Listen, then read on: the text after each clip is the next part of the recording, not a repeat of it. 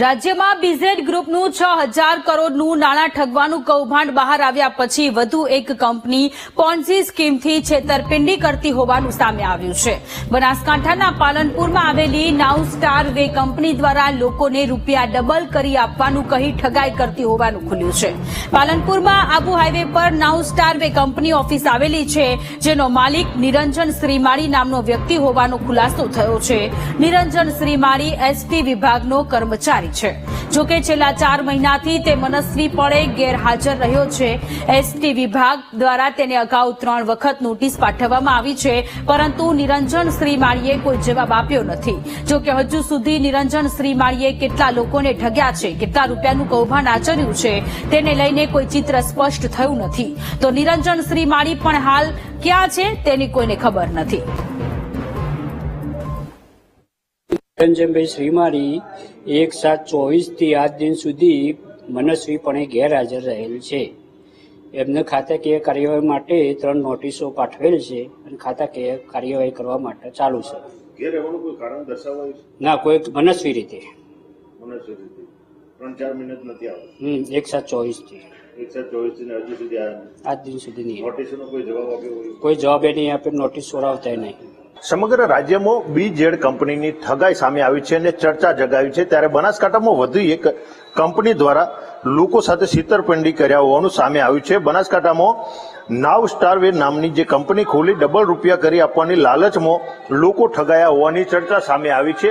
અત્યારે આપણે જે દ્રશ્યો બતાવ્યું છે, અહીંયા નાવ સ્ટાર વે જે કંપનીના અહીંયા બોર્ડ લાગેલા છે। પહેલા અહીંયા જે ઓફિસ ચાલતી હતી, પરંતુ છેલ્લા કેટલાય સમયથી આ ઓફિસ બંધ હાલતમાં જોવા મળી રહી છે। અત્યારે પણ આ ઓફિસ બંધ હાલતમાં જોવા મળી રહી છે।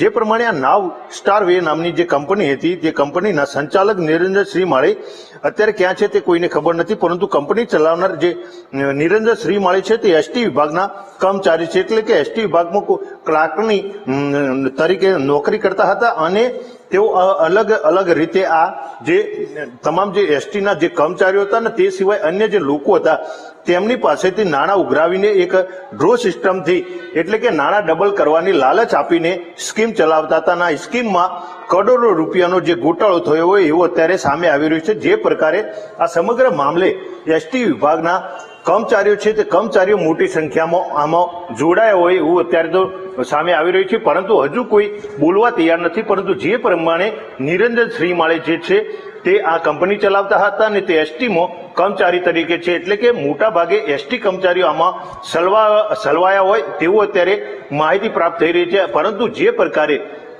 અત્યારે જે ઓફિસ છે તે ઓફિસ બંધ હાલતમાં જોવા મળી રહી છે અને નિરંજન શ્રીમાળી જે આ કંપની ચલાવતા હતા તે ક્યાં છે તે કોઈને ખબર નથી અને અહીંયા આજુબાજુ પણ કોઈ બોલવા તૈયાર નથી, કોઈ ગ્રાહક પણ હજુ સુધી સામે આવ્યું નથી। પરંતુ જે પ્રકારે એસટી વિભાગમાં તપાસ કરતા અત્યારે છેલ્લા 4 મહિનાથી તેઓ ત્યાં ગયા નથી, એસટી વિભાગમાં પણ ફરજ ઉપર ગયા નથી, જેના કારણે એસટી વિભાગ દ્વારા પણ તેમને નોટિસો પાઠવવામાં આવી છે। 3 જેટલી નોટિસો પાઠવવામાં આવી છે અને હવે તેમની સામે કાયદેસરની પગલાં પણ એસટી વિભાગ દ્વારા ભરવામાં આવશે। એટલે કે આ વધુ એક ઠગાઈનો કિસ્સો બનાસકાંઠામાં સામે આવ્યો હોય તેવું અત્યારે ચર્ચાસ્પદ બન્યું છે। એટલે કે બીઝેડ બાદ બનાસકાંઠામાં પણ આ જે કંપની દ્વારા લોકો સાથે છેતરપિંડી કરવામાં આવી હોય તેવું લાગી રહ્યું છે। મોગજી ચૌધરી, વીટીવી, બનાસકાંઠા।